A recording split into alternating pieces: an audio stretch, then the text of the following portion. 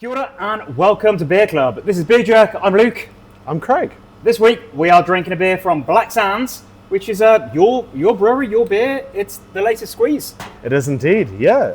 Tell me about your latest squeeze. This is our rolling series. This is our hazy IPA fruited series. And this is the first time we've ever done two different kinds of fruit fusion. Okay. So we usually pick, depending on all our fruit suppliers, who's got, fresh or pureed aseptic fruit I can use. Yep. Cheers. And slowly, as the years have gone by, we've run out of options. Yep. So this one is actually double the fruit than any latest squeeze has been before. So rather than doing like half the usual amount, we just doubled it up. So it's mango and pineapple. Yeah. 25 kilos of pureed pineapple from the Philippines. Lovely. And 20 kilos of mango from Colombia. Shout out Albrecht. Yeah. Helps Colombian me out with mango, that. interesting. It's really India. You associate, or maybe Australia, but originally, like when we first brewed the Corrido for you, that was the origin of that beer. I was getting Indian mangoes, but the good thing about the Colombian ones is like on the nose, it's such sweet nectar. It's like tinned Indian. If you've gone to an Indian supermarket and bought tinned mango nectar, it smells like that. The stuff you make like a really easy lassi with. It is exactly what you use to make lassi. Yeah, exactly. Yeah. But That's so good. Cheers, guys. So how many squeezes have you done? What's the series looking like? This is number 13. Really? And I know that because I just looked down at the can and it says it on the back. Oh, this is we volume should read 13. more cans. Yeah, the information you have on there is. This is number 13. Yeah. It's just a cool way of showing like how different. If you drink Black Sands beers and you've drunk our latest squeeze over the years, it's the exact same like kind of base recipe, tweaked slightly for the fruits, but it's just showcasing how well fruits and the tartness of fruit can work in a hazy IPA format, not just sours. Yeah. Well, we're having a little bit of a spell of different IPAs in the Beer Jerk boxes at the moment, and some might say it's just 'cause it's really hard to source Braunschweiger Mums and interesting Berliner Weisse and wonderful milds. But also, there's a lot of great IPAs. IPA is just like a whole family of styles. There's just so much to discover. So it's kind of nice to like compare and contrast all the different varieties. You sort of your light bone dry ones, your bright IPAs, your West Coast IPAs, your double hazies, and so it's cool having adjuncts. And I suppose it harks to something that really was a catalyst for the modern era of craft beer is grapefruit sculpin, and sort of at a similar time cultural touch point behind the beginning of exactly what you have in front of you here. Exactly. Absolutely is something like the grapefruit sculpin, which was one of the first, probably the first fruited beer I had, other than maybe one of those early like guava or grapefruit like Elvis Brewdog type beers from maybe a few years prior. I mean, I'm not sure about the timeline, but those kind of beers were really set the standard. And you're right, like culturally in craft beer, terms like IPA and Belgian are these umbrella terms where there's an infinite amount of styles underneath them and just so much to explore. Oh, I don't know, a lot of our regulars probably would just enjoy an IPA subscription box where it's just drinking IPAs every week. And in fact, we do that. We have the fresh IPA subscription box where we just send you a box of awesome IPAs that have been packaged in the last month. Every single month, you don't have to wait to drink them, just crack into them. So adding adjuncts like this is, I suppose we're all used to it now because it has been done for the last sort of 15 years or so. But yeah, I definitely remember a time when there was definitely like a snobbery around the idea that, a winemaker wouldn't take a Sauvignon Blanc and put like actual gooseberries in it. And I definitely remember that being a bit of a thought around craft beer. It's like, well, why put real chocolate in a stout? A stout can just taste chocolatey anyway. But I think pretty much everyone has come round now. That just the idea of enhance and elevate and things that definitely don't clash. You're not going to be chucking guava in a Belgian triple. Oh, maybe that would be good actually. But anyway, these sort of tropical flavors work so well with the hops that you've selected here. No, and also pairing, when you use fruit and beer, your hop selection is actually key. I mean, like you say, there's a lot of debate and rabble-rousing about how fruit should be used in beer. Whether it's a concentrated, sour, barrel-aged, like fruit barrel touched, a wild fermented beer, or something like a clean IPA. This is more on the clean side. And you know, people argue also about extract versus real fruit. Yeah. I've always been a believer in using both. Yeah. Because natural extract, never artificial. But some breweries will only use artificial because they'll get more flavor and they pay no money. Whereas you send heaps of money into getting real fruit, and you might not always get the aroma, because you might get some tightness in the flavor, but the aroma often ferments off in the fermenter when you use real fruit in the dry hop. So with all of my fruited beers, I've always believed in a combination of using real fruit and then a touch of natural concentrated juice. Again, still derived from real fruit, nothing artificial.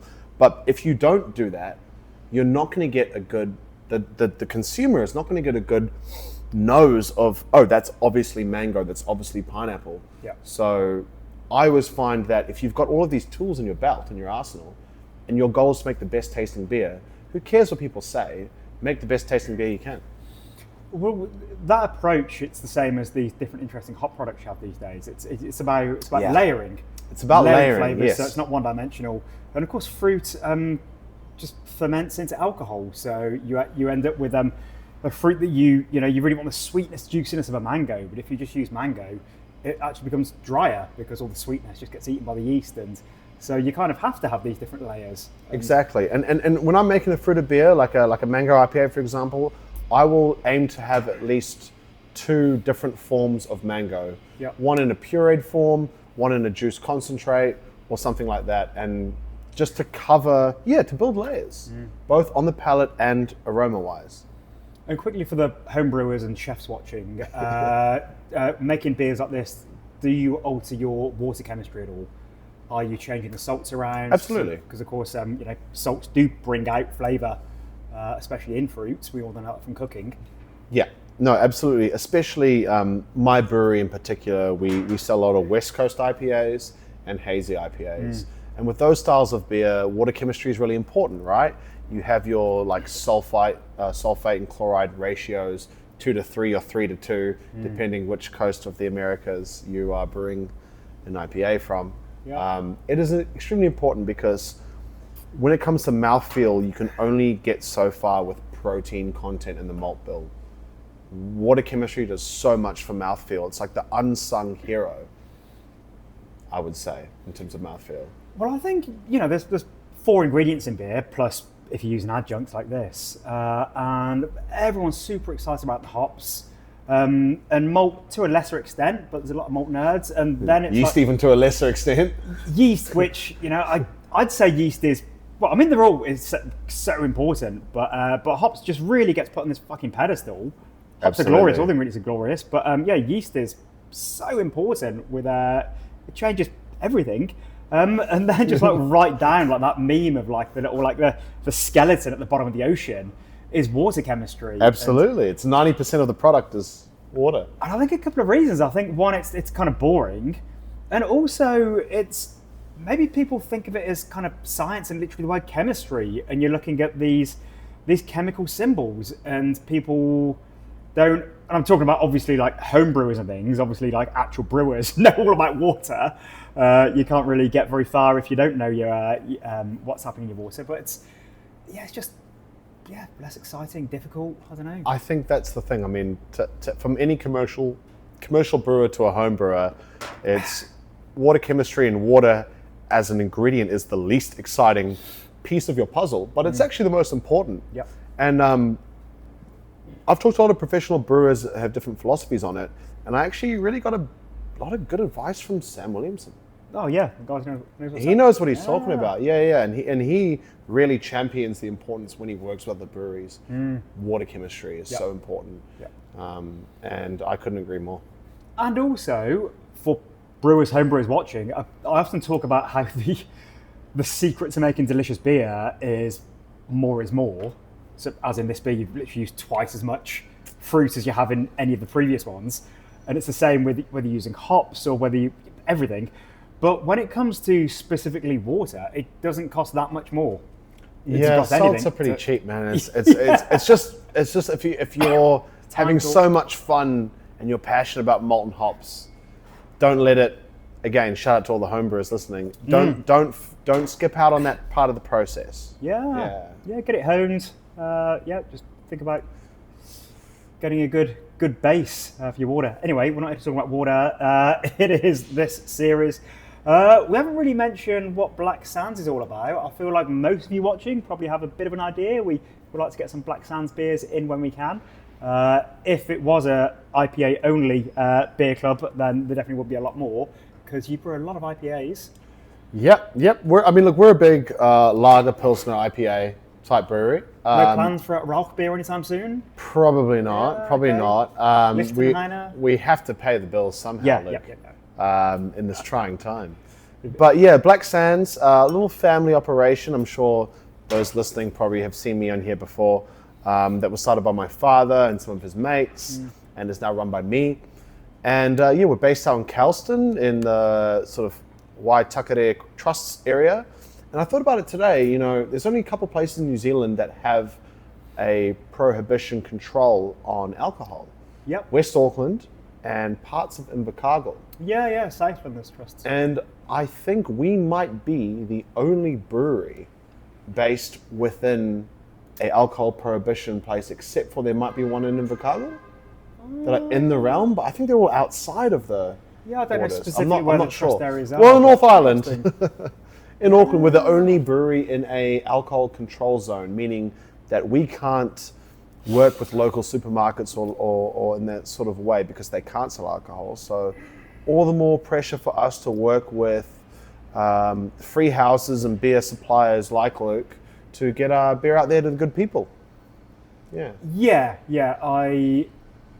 In a different but I suppose connected way, I was looking over this week the hundreds of previous beer club beers that we featured, which is, what are we on, 11, 12 years now? It's 500 or something beers. Wow. So on a bit of a scan through, and also just kind of sad, all the breweries that no longer exist and that did really cool stuff. Breweries like Vulcan